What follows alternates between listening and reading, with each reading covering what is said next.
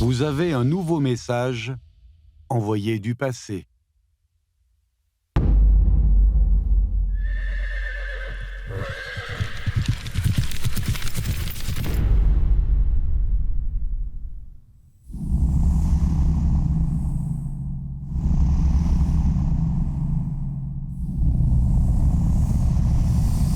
En 618, la dynastie Tang naissante menait sa première guerre à Tianshuiyuan, une robe noire, 4 pattes blanches comme neige.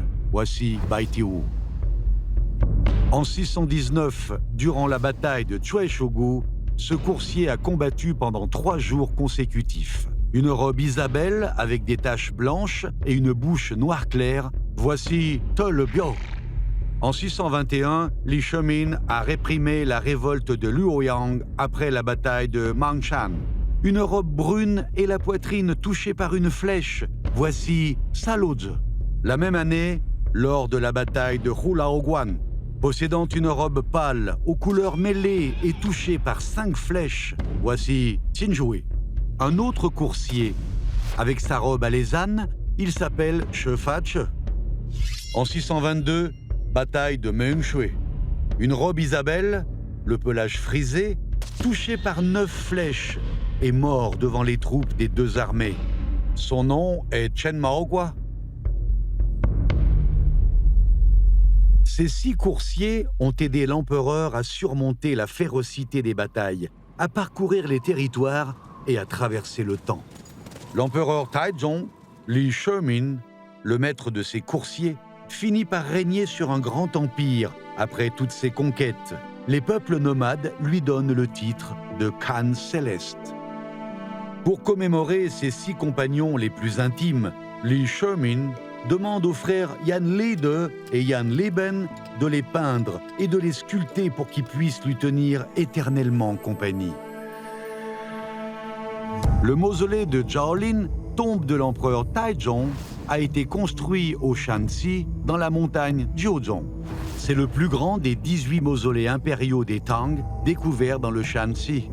Sur les bas-reliefs en pierre au nord de la montagne, les 6 coursiers se tenant droit ou au grand galop sont immortalisés de part et d'autre de la voie des esprits et commémorent la fondation de la dynastie Tang.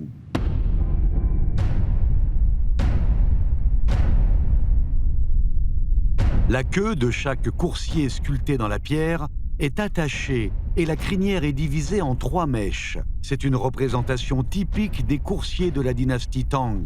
La selle, la bride, l'étrier et les rênes nous évoquent l'allure majestueuse des troupes Tang. Ainsi, des compétences militaires ont été exprimées à travers l'art. Lors de la dynastie Song du Nord, les coursiers sculptés ont été reproduits sous forme de stèles. Ce fut leur première apparition sous l'appellation des 6 coursiers du mausolée Zhaolin, et leurs estampes se sont propagées par la suite. Zhaolin, peintre de la cour de la dynastie Jin, a réalisé une œuvre en soie en se basant sur l'estampe des 6 coursiers. En plus des personnages et des chevaux, on y trouve également les louanges prononcées par l'empereur Taizong. Il est aussi rapide que l'éclair, son agilité est un don du ciel. Galopant sur cette soie blanche flottante, je triompherai dans les batailles.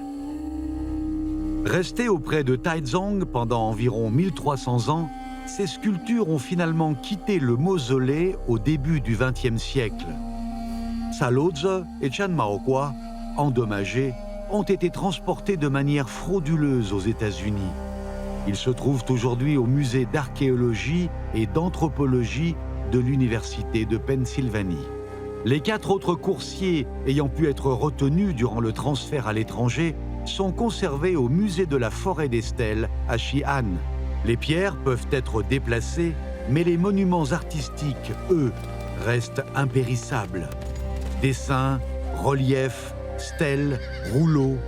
Des siècles plus tard, les 6 coursiers du mausolée Zhaolin, témoins de l'histoire, galopent toujours à leur manière sur la voie du temps.